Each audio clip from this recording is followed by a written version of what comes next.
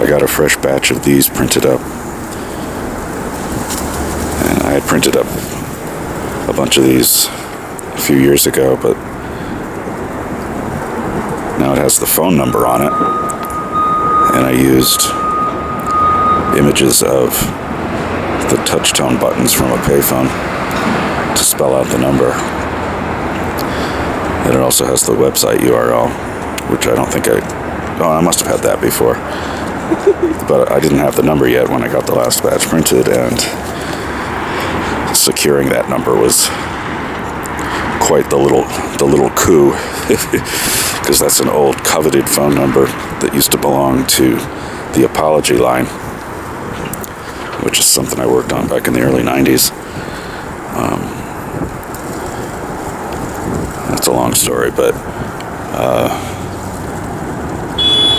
Alan Bridge, the guy who started Apology, he died in, I think it was 95.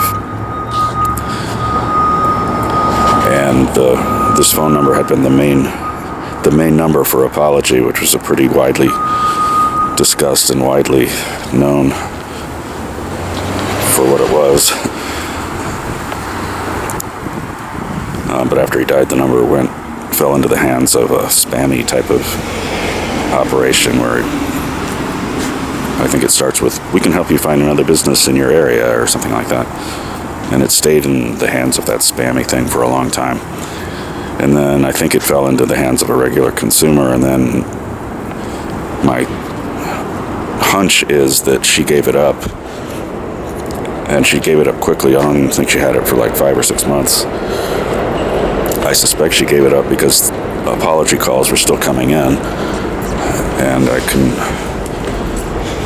can confirm that because before I connected that number to my Payphone Radio, I was getting calls from child molesters and people just wanting to say they were sorry for something, and I did not want that responsibility. I just wanted to keep the number alive in the spirit of a telephone art project. In this case, a payphone art project. A couple of years ago, a radio critic, wrote a really nice piece about the Payphone Radio, and he, in an interview, he sells high-end radios, I think, but he also just writes a blog about interesting, strange internet radio stations that he finds. And he really got it. He really understood the spirit of things. Not everybody does. And that's fine with me if you don't get it, but it was nice to find somebody that did get it.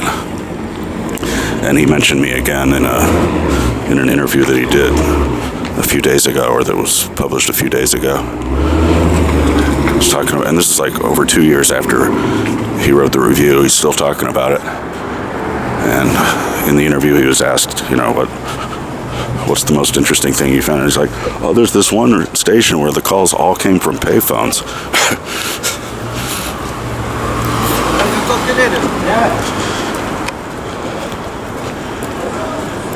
But it also got a fresh batch of attention from a bunch of people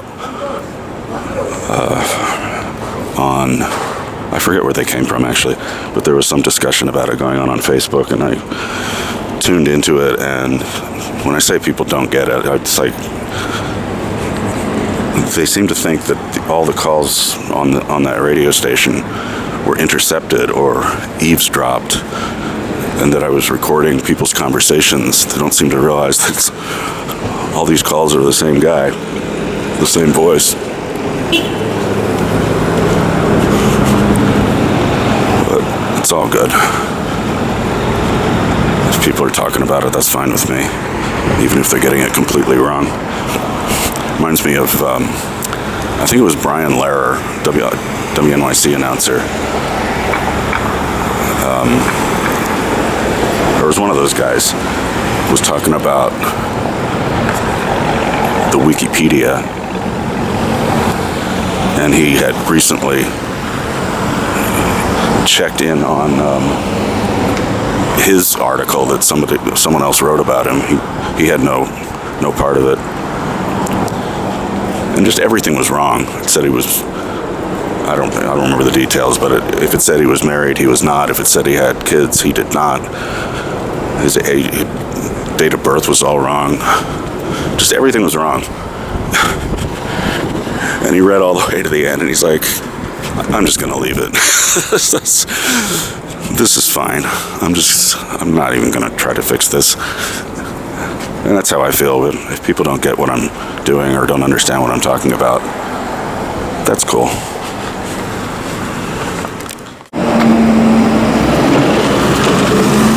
So in the past, I would have stashed these cards in the payphones, but there are virtually none left. But Link NYC is the payphone of the future. I tried making some calls from these things for this payphone radio thing, and it's just so awful. It sounds like you're underwater. Call quality on these things is a joke. Seriously. But this is where I'll be sticking them, and they stay in pretty firmly. I also put one in the Doomsday payphone. I didn't think to get video of that, but that's basically how I can tell if anybody's been using that phone. If the payphone radio card is gone.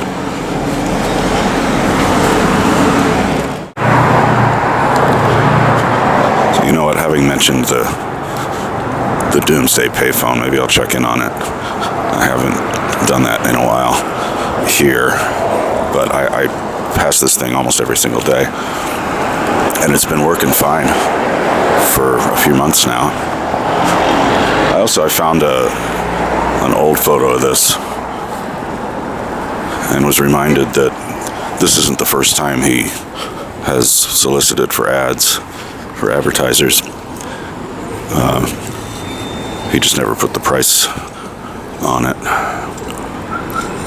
It had always puzzled me because this time he spelled ad right, A-D, but his previous posters spelled it A-D-D. And I'm like, for a guy whose business relies on ad revenue, maybe you could learn how to spell ad. So anyway, the card I put here a little earlier is still there. By the way, if you want a batch of these, just shoot me an email. Maybe I'll send you a couple dozen, but only if you intend to do this with them. Stuff them into payphones. Something else I notice every time I come here is that I had tried at one point to the handset had been bashed up, and I had tried to put it all back into one piece by using a rubber band, and there it is. It's still here, or the part of it at least. The rubber band finally broke. Just a little bit of forensic evidence. I also never noticed this before, and I don't know if this is new, but the pound button is so much brighter than the others. I wonder if you replaced that recently.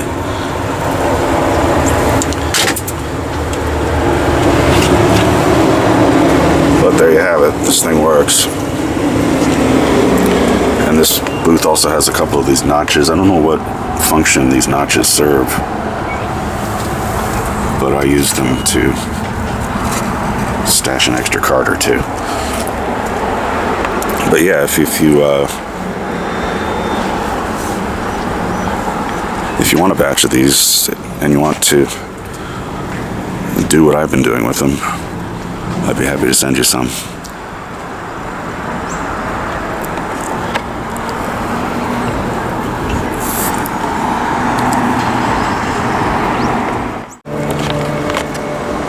Here's another one. Joyful, joyful, we adore thee, God.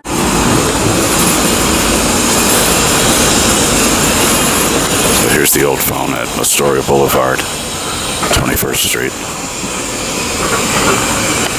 It's looked like this forever. I don't remember this one ever working, but or even having a handset. But this is a good place to put these cars because they don't get blown away.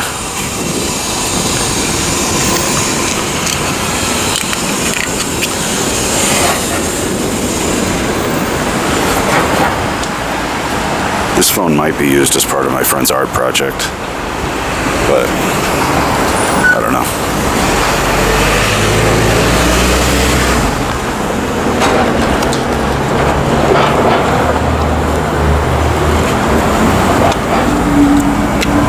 Yeah, they don't always go in. Good enough. Close enough for jazz, as they say.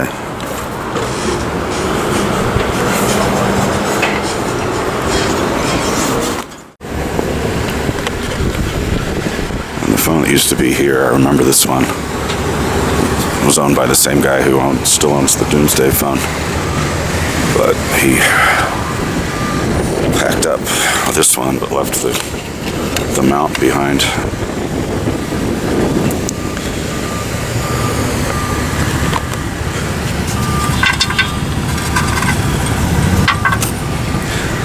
This is a more likely candidate for use in my friend's art project because there's no phone in it, so he doesn't have to pry the phone out. But it's not much of a location, not a good spot, not a lot of people.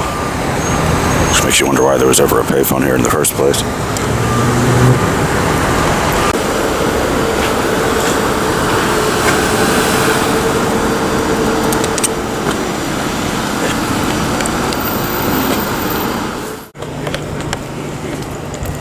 And here's another place I'll be stashing my cards. Although I don't want to put too many because they're probably just going to throw them out. And this thing is just about capacity. I haven't been by one of these in a couple of weeks.